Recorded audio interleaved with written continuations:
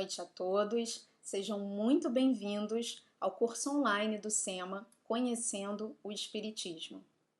É com muita alegria que todas as segundas-feiras nós nos reunimos aqui às 18 horas da noite para poder conversar um pouco mais sobre a doutrina espírita, essa doutrina que é tão consoladora, que nos traz tantos ensinamentos, que nos esclarece tanto.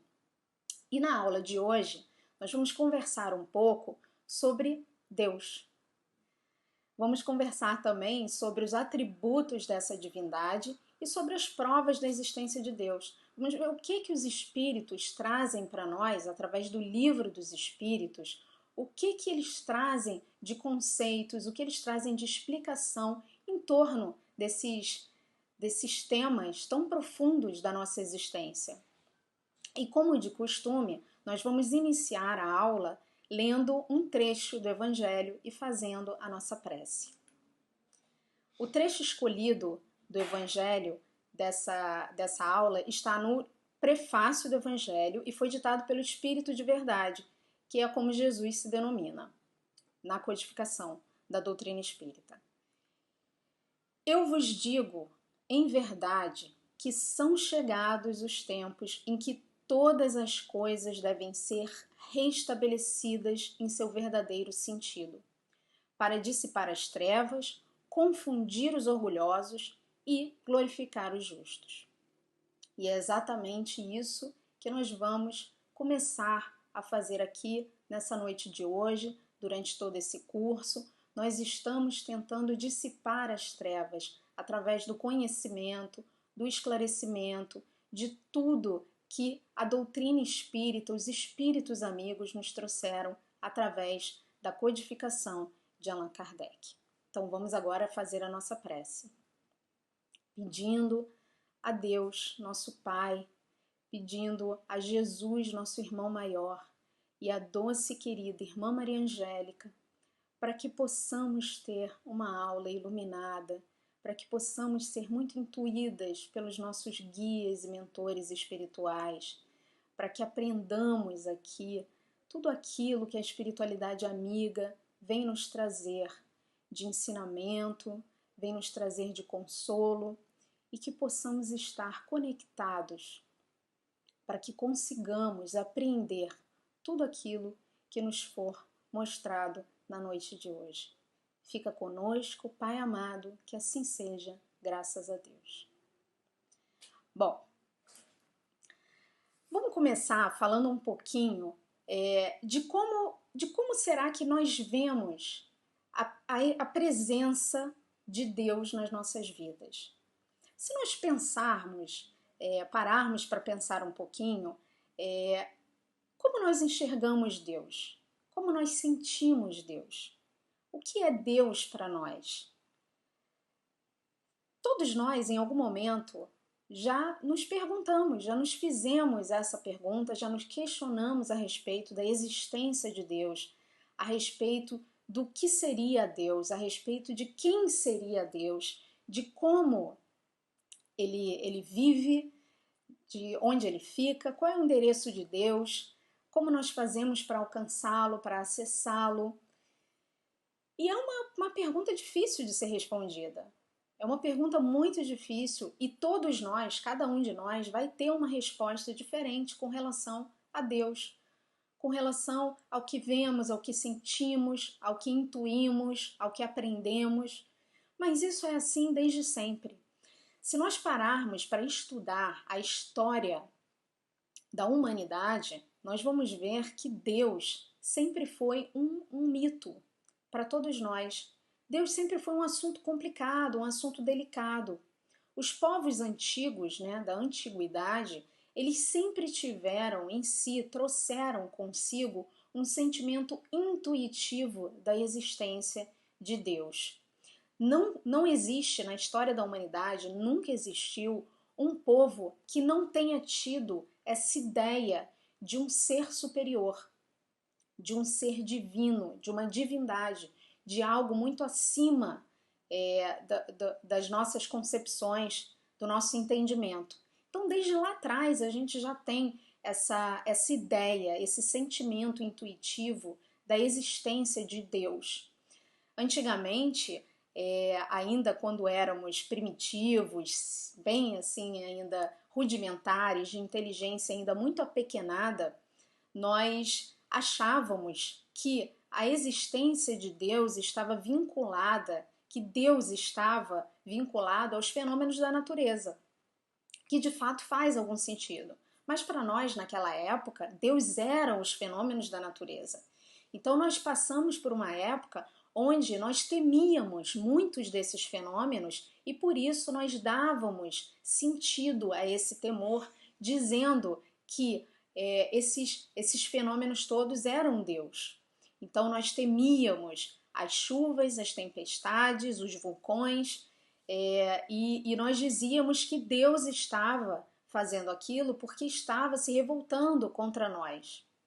Então isso era muito interessante porque antes de fazer as caças, né, os povos primitivos, eles faziam oferendas, eles cultuavam determinados ritos, faziam determinados ritos, determinados rituais, para que aquela caça fosse boa, para que eles tivessem saúde, para que o dia fosse bom, para que os mares estivessem calmos. Então tudo isso foi sendo criado ao longo dos séculos, ao longo desse período aí da humanidade. Teve uma época em que nós cultuávamos uma pedra, isso mesmo, uma pedra. A gente achava que Deus era uma pedra. E por que isso? Porque a gente tinha a necessidade de cultuar algo que nós pudéssemos ver. Porque como explicar um Deus que nós não podíamos ver? Um Deus que nós não podíamos tocar? Então nós precisávamos de algo que fosse muito, muito ali construído, sabe? Muito palpável para nós. Então teve uma época em que a humanidade cultuava uma pedra. Então antes de fazer as caças, antes de fazer os seus rituais, a gente ia lá, né? Eu digo nós porque estávamos com certeza lá naquela época galgando aí para nossa evolução. Então a gente cultuava, tocava essa pedra para pedir bênçãos, fazia oferendas a essa pedra e fomos caminhando. Conforme a nossa inteligência foi se aprimorando, nós passamos então, na Grécia Antiga, por exemplo, nós passamos a cultuar o politeísmo, né, que são vários deuses. A gente tinha o deus dos mares, o deus Poseidon, que era o deus dos mares, a gente tinha o deus, a deusa da beleza, nós tínhamos diversos deuses e eles se revoltavam contra nós e nos puniam. Então nós tínhamos que fazer tudo direitinho, nós tínhamos medo, nós fazíamos oferendas, sacrifícios, muitas vezes até humanos e de animais, oferendas, tudo isso porque temíamos e não entendíamos Deus. Então a nossa relação com Deus era através desses muitos deuses, do politeísmo. Então, para ficar claro aqui para gente, eu trouxe aqui que os povos da antiguidade, né, principalmente do Egito, os povos maias, os egípcios, eles tinham esse sentimento intuitivo. E os espíritos trazem para nós, através de Allan Kardec, que o homem, desde todos os tempos, ele traz um sentimento inato da existência de Deus e da existência futura. Os egípcios, por exemplo, aquele ritual todo de mumificar os corpos e de enterrar as pessoas, de enterrar os seus ali com todos os seus pertences e muitas vezes até os seus escravos da época eram mortos e enterrados juntos, os seus servos, porque eles achavam que quando acordassem, né, no outro lado, quando eles acordassem, eles iriam usufruir de todos aqueles bens, de todos os seus tesouros, de todo o seu dinheiro, e iam precisar dos seus servos para poder lhes servir também, assim como acontecia no plano material, enquanto eles estavam aqui vivos e encarnados. Muito tempo depois, a gente encontra ainda os vikings fazendo a mesma coisa. Era muito comum que as fortunas, os tesouros dos vikings na época fossem enterrados antes dos seus senhores, né, das pessoas morrerem, justamente para quando acordassem fazer uso, quando acordassem, despertassem na vida futura, pudessem fazer uso das suas riquezas. Então, isso é para a gente entender como sempre tivemos dentro de nós esse sentimento intuitivo. Isso, Kardec pergunta no Livro dos Espíritos, e os Espíritos até esclarecem mais ainda, porque Kardec pergunta, mas será que então esse sentimento, esse instinto intuitivo, esse sentimento intuitivo de uma existência de um ser superior, será que não foi passado por alguém? Será que não é fruto da educação da época? Será que quando nós nascemos, nós não somos educados, não fomos educados, e isso foi passando de geração em geração? E os espíritos respondem que não é algo que veio para nós através da educação dos homens. Porque se fosse assim, teria que ser um ensino universal. E não foi, cada um aprendeu um conceito de Deus da sua forma. Então, a gente precisa raciocinar e entender que não é fruto da educação. E também tem um outro ponto muito interessante que os espíritos dizem para nós: se fosse fruto da educação, esse entendimento sobre Deus estaria apenas nas mãos de alguns privilegiados, como acontece com o conhecimento científico que nós temos. Só quem tem, né, quem tem a possibilidade de frequentar escolas é que aprende determinadas coisas. Então a gente precisa começar a pensar em todos esses aspectos e os espíritos contam para nós exatamente isso, que por isso mesmo é que é algo que vem em nós, que vem já dentro de nós. E mais para frente, no ensino no Livro dos Espíritos, nós vamos ver que Deus também colocou gravado dentro de nós não só esse sentimento intuitivo da sua existência e da existência da vida futura, mas também as suas leis. As leis de Deus que estão gravadas aonde? Na nossa consciência. Então todos nós somos parte de Deus, temos a centelha divina de Deus dentro de nós.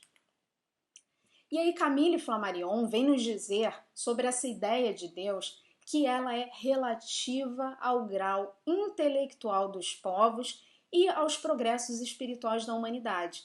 Daí tantas opiniões e crenças diversas. Então a gente vê que conforme a humanidade foi progredindo, conforme os povos foram progredindo e as suas inteligências foram progredindo, a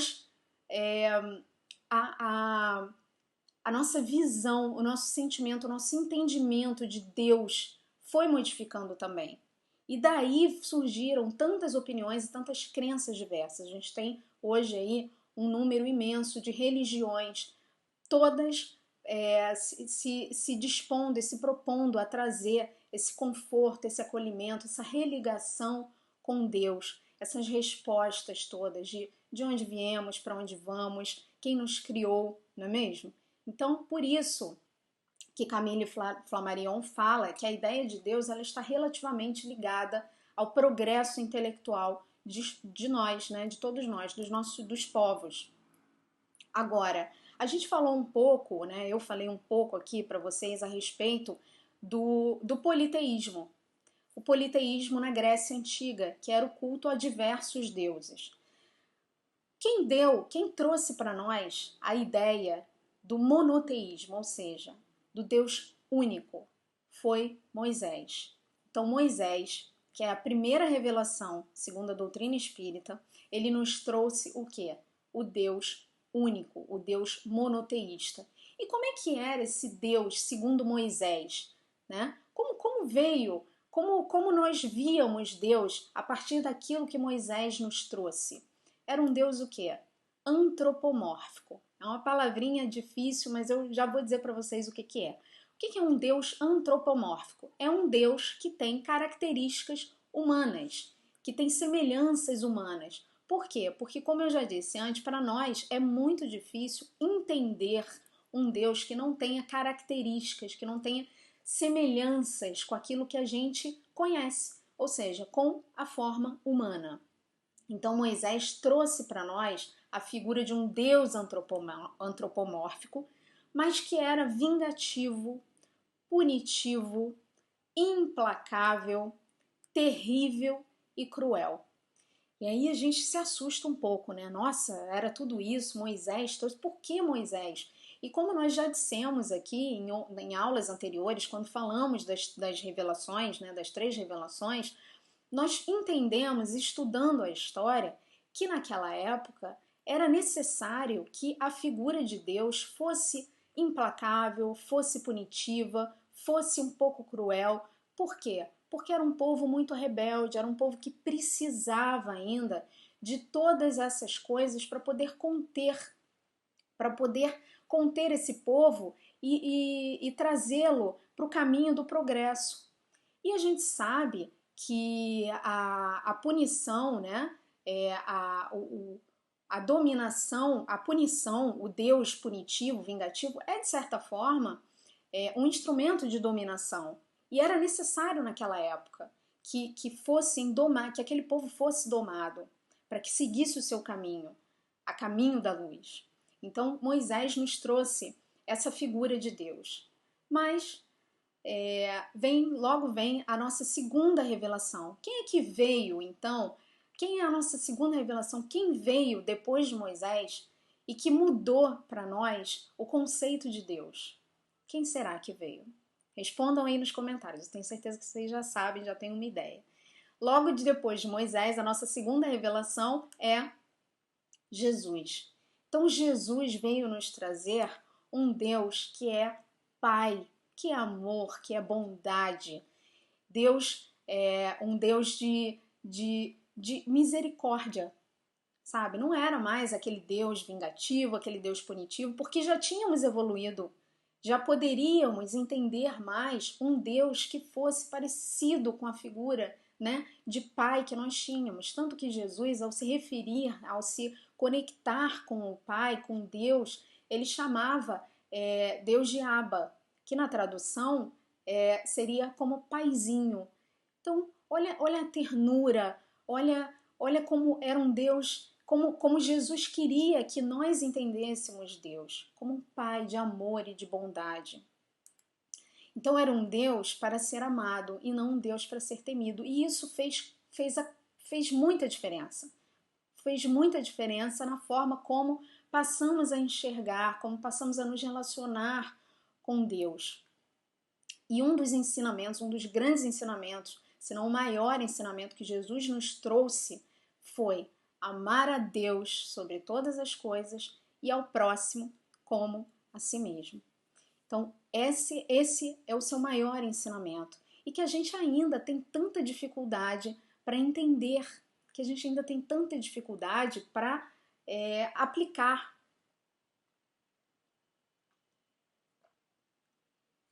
Então, nós passamos a respeitar a Deus não pelo temor, mas pelo amor. E Deus Jesus, antes de partir, disse para nós que pediria ao Pai que nos enviaria um consolador, que é a nossa terceira revelação da doutrina, que é a doutrina espírita, que modifica mais uma vez o conceito e o entendimento de Deus para nós. Então, Deus segundo a doutrina espírita. Como é Deus segundo a doutrina espírita? Kardec, isso é mérito dele, logo na pergunta número 1 do Livro dos Espíritos, Kardec começa já o livro perguntando: que é Deus? Então a primeira pergunta, a pergunta número 1 é essa: que é Deus? E prestem atenção no mérito de Kardec, porque ele não pergunta quem é Deus, ele pergunta que é Deus. E isso faz toda a diferença, eu vou dizer por quê.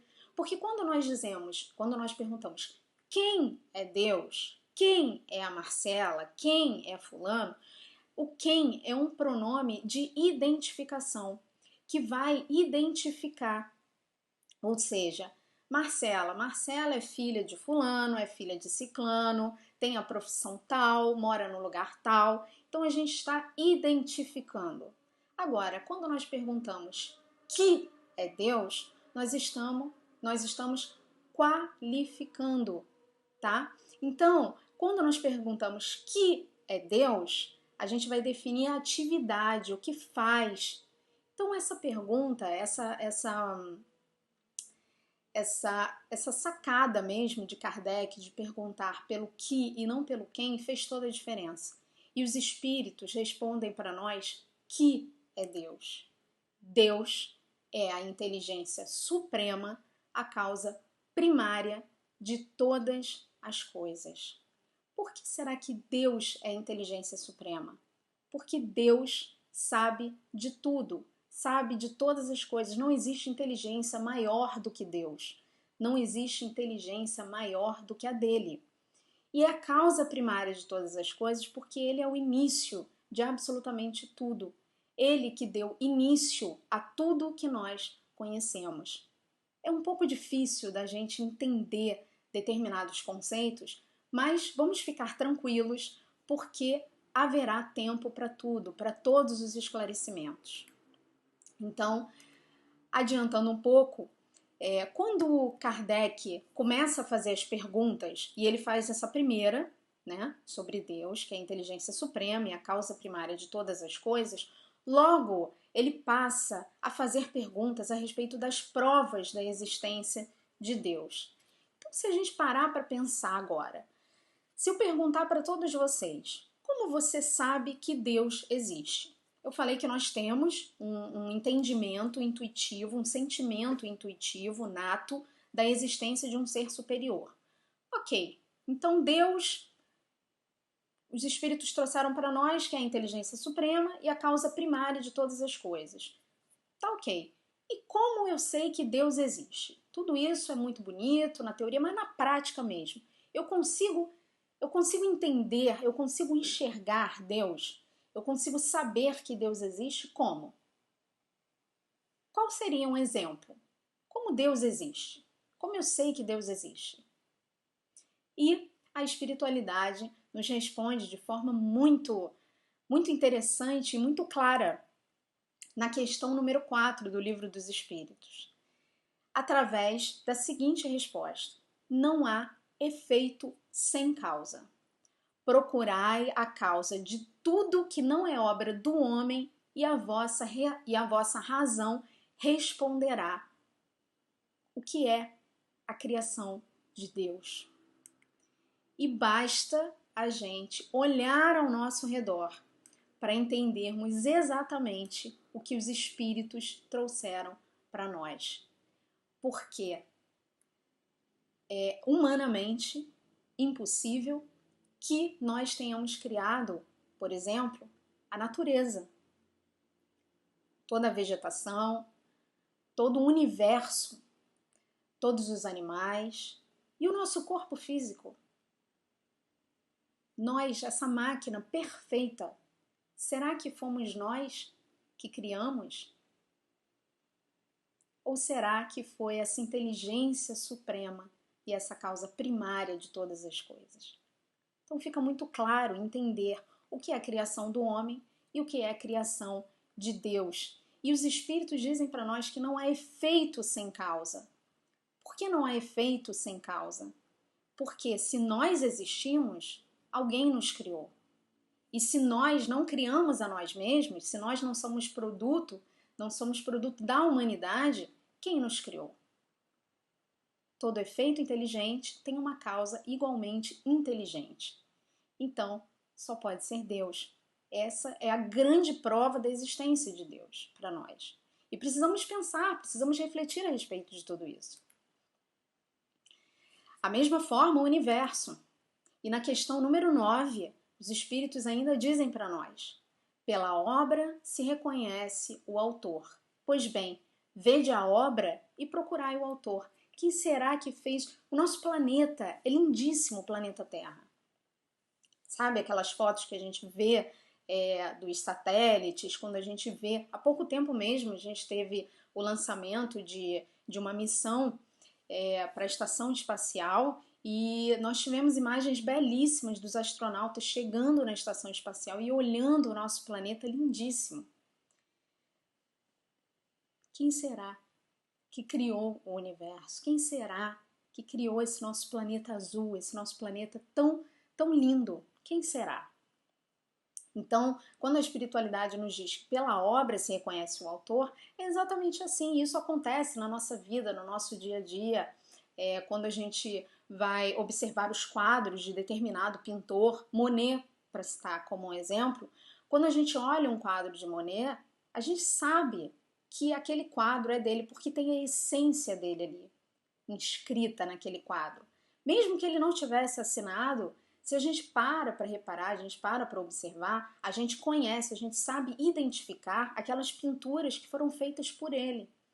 Porque é quase como se a essência dele tivesse ali pintada naqueles quadros. E assim é com Deus. Nós vemos, através da sua criação, nós sabemos que a sua essência está ali impregnada em todos nós, na natureza, que nós temos essa centelha divina dentro de nós.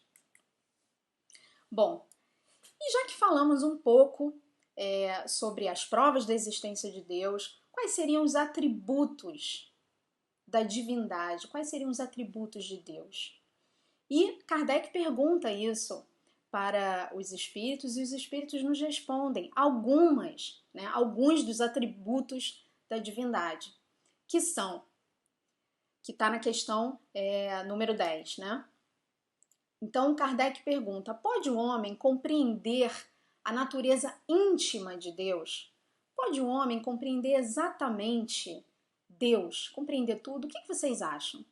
Vocês acham que nós, no nosso grau de evolução, de inteligência, e olha que já caminhamos muito, já temos essa consciência, já temos já temos esse feeling mesmo, essa sensação, essa evolução para entender Deus? E os espíritos respondem para nós: não. Falta-lhe para isso sentido.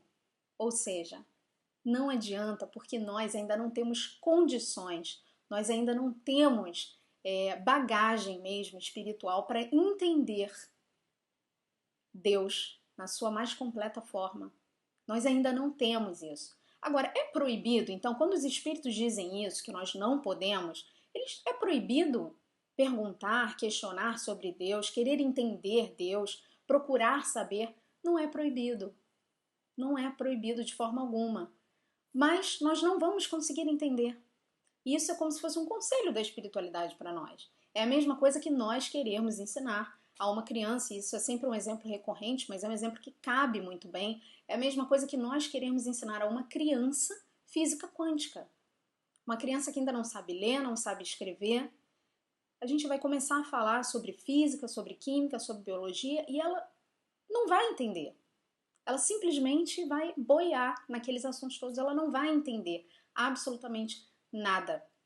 A mesma coisa acontece conosco, porque nós somos crianças espirituais. Nós estamos a caminho da luz, a caminho da evolução, a caminho da felicidade. Estamos caminhando, estamos evoluindo, mas ainda não conseguimos entender Deus na sua forma completa. Mas a espiritualidade nos trouxe alguns atributos, algumas características de Deus para que nós possamos refletir ainda mais sobre a sua essência, sobre aquilo que Deus é. Então, a primeira coisa que a espiritualidade nos traz como atributo, como característica de Deus é eterno. Então, Deus é eterno. Vamos pensar a respeito disso. O que é eterno? É algo que não tem início e que não tem fim. Não tem começo e não tem fim. Eu sei que ainda é um pouco difícil para nós entendermos esse conceito de algo que não tem começo e de que não tem fim. Mas é importante que nós já comecemos a raciocinar a esse respeito, já que a espiritualidade nos trouxe esse conceito. E por que isso? Porque se tivesse começo, é porque foi criado por alguém. E se foi criado por alguém, esse alguém é que seria Deus. Então não faria sentido. Então Deus não teve início e não tem fim. A segunda característica é que Deus é imutável. Ou seja, assim como as suas leis, as leis de Deus, as leis da natureza, elas são também imutáveis. As leis dos homens, elas são mutáveis, elas são modificadas com o passar do tempo, com o progresso da humanidade, da nossa inteligência, de acordo com as nossas necessidades, mas as leis divinas não, elas são imutáveis. Imagina se as leis divinas não fossem imutáveis, fossem modificadas. Cada dia o universo poderia estar de uma forma. E, no entanto, não é assim que a gente observa as coisas acontecerem ao nosso redor. Deus é imaterial, Deus não é matéria, aquilo que nós conhecemos, que estamos tão acostumados, já que vivemos num mundo material. Deus é imaterial. Deus é infinito. Deus não tem fim. Então isso também é um conceito muito importante da gente lembrar. Lembrando que nós também somos seres, somos almas imortais e que nós também não temos fim. Deus é onipotente, Deus pode tudo, Deus sabe tudo, Deus vê tudo. Deus é único, porque se houvesse outro Deus, como na verdade já imaginamos antigamente que existia, haveria uma certa concorrência e nós ficaríamos na dúvida de quem seria ou não Deus. Então não existe isso, Deus é único. E o mais importante, que Deus é soberanamente justo e soberanamente bom. Ou seja, Deus quer o melhor para todos os seus filhos. As leis divinas, nós estamos sujeitos às mesmas leis. Então, não tem essa de que determinadas pessoas são preferidas por Deus ou vice-versa. Isso não existe. As leis de Deus são equânimes e assim deveria ser e é, porque nós vemos, às vezes a gente se questiona e mais para frente, com certeza, vamos ser esclarecidos de tudo isso através da doutrina espírita e é importante que nós nos questionemos com relação a tudo isso. Mas Deus é soberanamente justo e bom. Estamos sujeitos às leis de causa e de efeito. Então, tem até uma teoria que é bem interessante, que antigamente se falava da teoria do relógio. E a gente pode fazer essa metáfora utilizando um pouco para comparar, mal comparar, obviamente, Deus. Porque o relojoeiro, ele fabrica o relógio, ele constrói, fabrica o relógio, mas ele não fica ali o tempo inteiro mexendo nos ponteiros para que o relógio funcione. Ele cria o relógio, organiza o relógio e dá para a pessoa que vai colocar no pulso e ele vai funcionar sozinho, sem a presença dele. Assim Deus faz com nós também, né? Conosco. Deus nos criou simples e ignorantes, mas perfectíveis, ou seja, nós estamos rumo à perfeição. A perfeição é o nosso fim, é a nossa finalidade. Todos nós seremos perfeitos um dia, estamos a caminho dessa luz. Mas Deus não fica do nosso lado nos dizendo aquilo que devemos e não devemos fazer. Para isso, Deus nos deu o nosso livre arbítrio. Então, Deus nos criou, nós somos centelha divina de Deus, fomos criados, mas nós é que decidimos, nós temos o nosso livre arbítrio para que nós exerçamos as nossas escolhas. Então é bem interessante a gente pensar nessa teoria do relógio.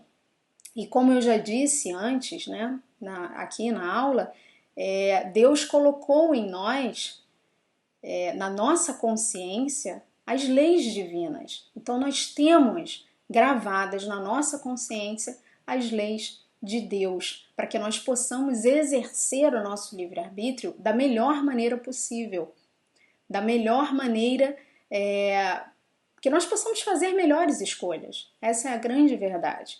Então nós temos essas leis gravadas na nossa consciência. Quem nos pune não é Deus, é a nossa consciência. E quem nos liberta, da mesma forma, também não é Deus, é a nossa consciência. Então a gente precisa começar a entender melhor a lei de causa e de efeito, para que nós possamos fazer melhores escolhas, para que nós possamos exercer bem o nosso livre-arbítrio. Porque não adianta nada, imagina, se Deus tivesse escrito, deixado gravada mesmo, escrito num papel, num livro, todas as leis divinas. De que adianta a gente ter um livro se a gente não pratica aquilo que a gente lê?